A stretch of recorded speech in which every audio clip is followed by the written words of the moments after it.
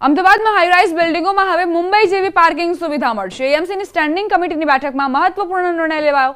High-rise ઇમારતોમાં વાહન ચાલકોને podium parking સુવિધા મળશે। ગ્રાઉન્ડ લેવલ બેઝમેન્ટ ઉપરાંત બિલ્ડિંગના મધ્યમાં પણ પાર્કિંગ સુવિધા મળશે। હાલ શહેરમાં આવી 22 ઇમારતોને મંજૂરી આપવામાં આવી છે। 4000 ચોરસ મીટરના પ્લોટ અને 25 મીટરથી ઊંચી ઇમારત હોય ત્યાં પોડિયમ પાર્કિંગ વ્યવસ્થા ઊભી કરાશે। અમદાવાદમાં આ નિર્ણય લેવાતા ટ્રાફિકની સમસ્યાથી લોકોને રાહત મળશે।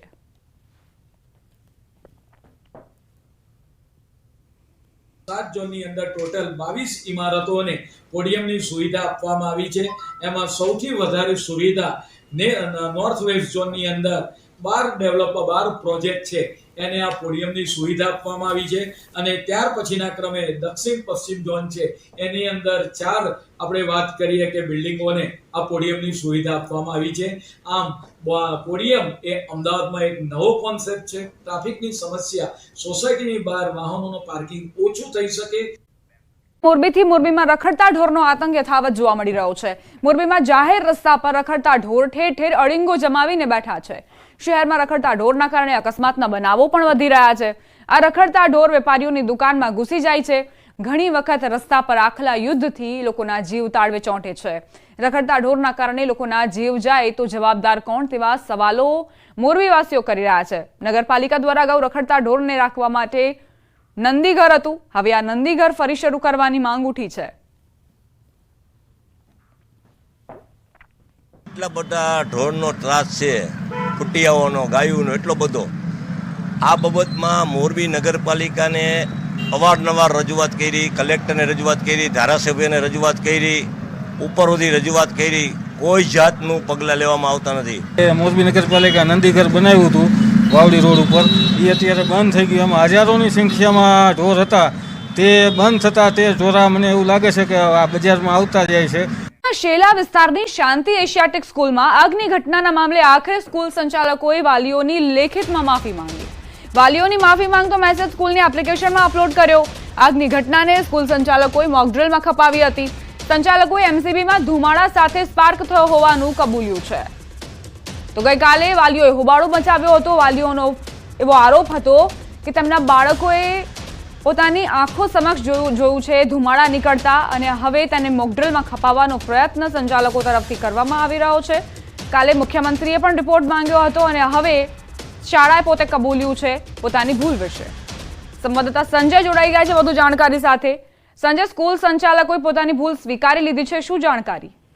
બિલકુલ દીપા, જે છે ગઈકાલે જે હોબાળો થયો હતો શેલાની જે શાંતિ એશિયાટિક સ્કૂલમાં ગુરુવારે જે આગની ઘટના બની હતી, પરંતુ સ્કૂલ સંચાલકોએ આગની ઘટનાને મોકડ્રીલમાં ખપાવી હતી અને જેના પગલે જે વિદ્યાર્થીઓ ગભરાઈ ગયા હતા, વિદ્યાર્થીઓએ ઘરે જઈને માતા પિતાને આ સમગ્ર ઘટનાની જાણ કરી હતી।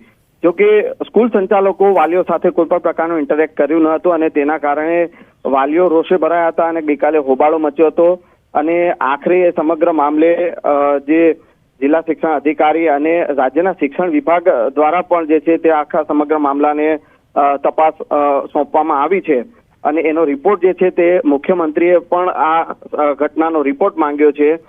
ત્યારે હવે લેખિતમાં જે છે સ્કૂલની જે એપ છે તે સ્કૂલની એપ ઉપર સ્કૂલ સંચાલકોએ લેખિતમાં માફી માંગી છે વાલીઓની અને પોતાની જે ભૂલ છે તે સ્વીકારી છે। જે વાલીઓને જે કોમ્યુનિકેશન થવું જોઈએ તે ક્યાંક ને ક્યાંક થયું ન હતું તેવું લેખિતમાં જે લેટર મૂકી અને સ્કૂલ સંચાલકોએ જે છે તે વાલીઓની માફી માંગી છે। જી આભાર સંજય જાણકારી આપવા માટે। ડાંગ જિલ્લામાં વરસાદી માહોલ વચ્ચે કુદરતી સૌંદર્ય ખીલી ઉઠ્યું। ગિરિમથક સાપુતારામાં ગાઢ ધુમ્મસ, સર્પગંગા તળાવ પર વાદળો ચાલતા હોય તેવા દ્રશ્ય જોવા મળ્યા। ઝીરો વિઝિબિલિટી વચ્ચે પ્રવાસીઓ મોર્નિંગ વોક કરતા નજરે પડ્યા। ચોમાસું જામતા ડાંગમાં કુદરત સોળે કળાએ ખીલી ઉઠી છે।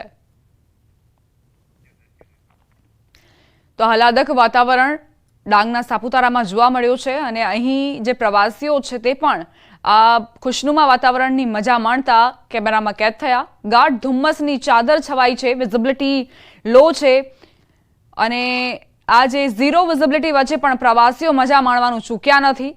આહલાદક વાતાવરણની સાથે પ્રકૃતિની ગોદમાં તમામ પ્રવાસીઓ મજા માણી રહ્યા છે।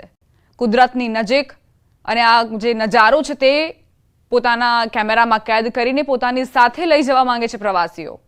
વરસાદી માહોલ વચ્ચે સાપુતારાથી આ તસવીરો સામે આવી. એકમાત્ર ગિરિમથક સાપુતારા જ્યાં પ્રવાસીઓનો જમાવડો રહે છે અને ચોમાસા દરમિયાન પ્રવાસીઓ વધુ અહીં જવાનું પસંદ કરતા હોય છે. પંચમહાલ જિલ્લાના હડફ ડેમમાં નવા નીરની આવક થતા ચોમાસાની ઋતુમાં પ્રથમવાર ડેમમાંથી પાણી છોડવામાં આવશે. રાત્રિ દરમિયાન વરસેલા અનરાધાર વરસાદના પગલે ડેમની જળ સપાટીમાં 10 સેન્ટીમીટરનો વધારો થયો છે. ડેમની રૂલ લેવલ સપાટી જાળવવા માટે 10 વાગે 3 નંબરનો ગેટ અડધો ફૂટ ખોલી 681 ક્યુસેક પાણી છોડવામાં આવશે.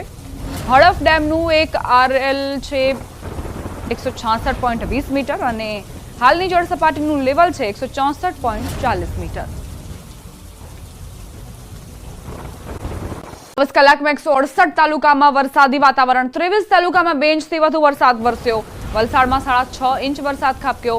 નવસારીના ગણદેવી ખેરગામમાં 5.5 ઇંચ વરસાદ નોંધાયો. પારડી ચીખલીમાં 4.5 ઇંચ વરસાદ નોંધાયો. વાપી જલાલપુરમાં 4 ઇંચ વરસાદ વરસ્યો હતો. તો છેલ્લા 24 કલાકના આંકડા છે. સતત વરસાદી વાતાવરણ જોવા મળ્યો છે. 23 તાલુકાઓ પ્રભાવિત થયા છે. 2 ઇંચથી વધુ વરસાદ વરસ્યો. વલસાડમાં 6.5 ઇંચ વરસાદ ખાબક્યો. નવસારીના ગણદેવી ખેરગામમાં 5.5 ઇંચ વરસાદ નોંધાયો હતો. તો પારડી ચીખલીમાં 4.5 ઇંચ અને વાપી જલાલપુરમાં 4 ઇંચ વરસાદ નોંધાયો હતો. 24 કલાકમાં 168 તાલુકામાં વરસાદી વાતાવરણ અને 23 તાલુકાઓ એવા હતા જ્યાં 2 ઇંચથી વધુ વરસાદ નોંધાયો છે.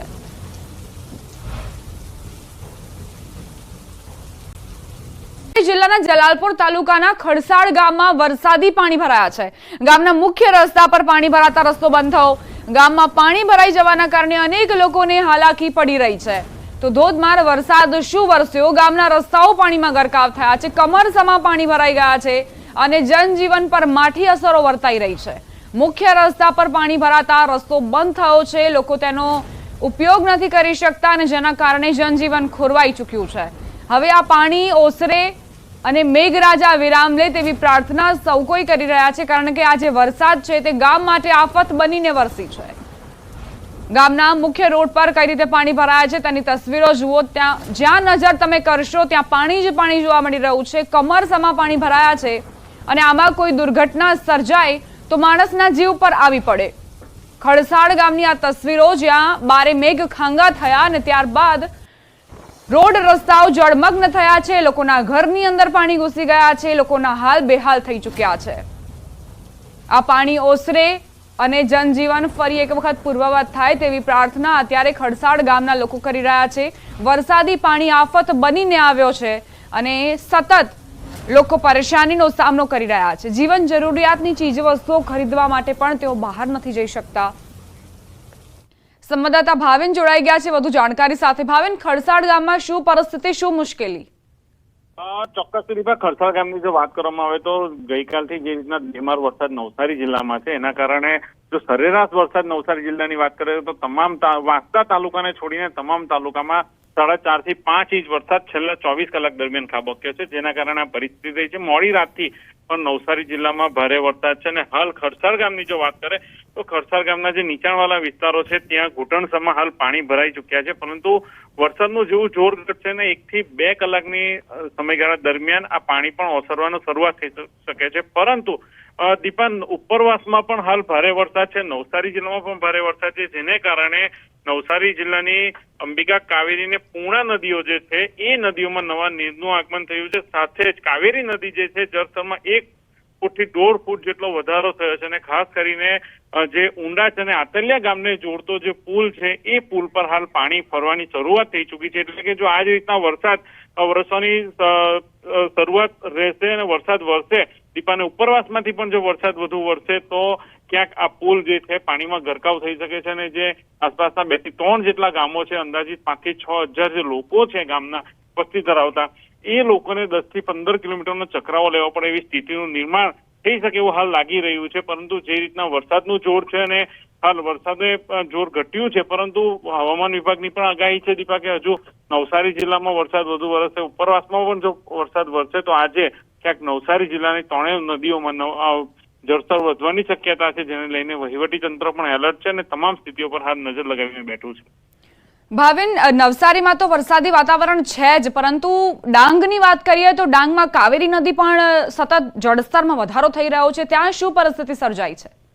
ચોક્કસ દીપા, ઉપરવાસની જો વાત કરીએ તો અહવા ડાંગમાંથી અંબિકા અને કાવેરી નદી નું જે છે પટ એ સીધો નવસારી જિલ્લાના ગણદેવી, ચીખલી અને વાંસદા આ 3 તાલુકા થઈને આગળ દરિયામાં ભળે છે. એટલે કે જો એમાં ઉપરવાસમાં ભારે વરસાદ વરસે, જો 6 થી 8 ઇંચ જેટલો વરસાદ જો હજુ વરસે તો એ પાણીને આવતા નવસારી જિલ્લા સુધી 6 કલાક જેટલો સમયગાળો લાગી શકે છે. અને એ સમયગાળા દરમિયાન પણ જો નવસારી જિલ્લામાં વરસાદ અવિરત ચાલુ રહે તો નવસારી જિલ્લા માટે સ્થિતિ કપરી બને, ખાસ કરીને ગણદેવી અને ચીખલી તાલુકાના. એટલા માટે કે દર વર્ષે ચીખલી અને ગણદેવી તાલુકાના જે પટ વિસ્તાર, અંબિકા નદી અને કાવેરી નદી કિનારાના જે અંદાજિત 30 જેટલા જે ગામો છે, એ ગામો આસપાસના જે કાંઠા વિસ્તારના જે ગામો છે ત્યાં ક્યાંક પાણી ભરાવાની જે સમસ્યા છે, રેલ આવવાની પરિસ્થિતિ છે, એવી સ્થિતિનું નિર્માણ થઈ શકે. પરંતુ હાલ હજુ સુધી એવું કંઈક લાગી નથી રહ્યું, એટલા માટે કે વરસાદનું જોર એટલું બધું નથી અને ઉપરવાસમાં પણ એટલો વરસાદ નથી. પરંતુ જો આગામી 24 કલાક દરમિયાન 8 થી 10 ઇંચ વરસાદ વરસે તો આ સ્થિતિ, અને સાથે જો નવસારી જિલ્લામાં પણ 8 થી 10 ઇંચ વરસાદ રહે તો આ સ્થિતિનું નિર્માણ થઈ શકે દીપા. પરંતુ હાલ તો એવા કોઈ અણસાર નથી લાગી રહ્યા કે પરિસ્થિતિ બગડી શકે નવસારી જિલ્લામાં. આભાર ભાવિન, જાણકારી આપવા માટે.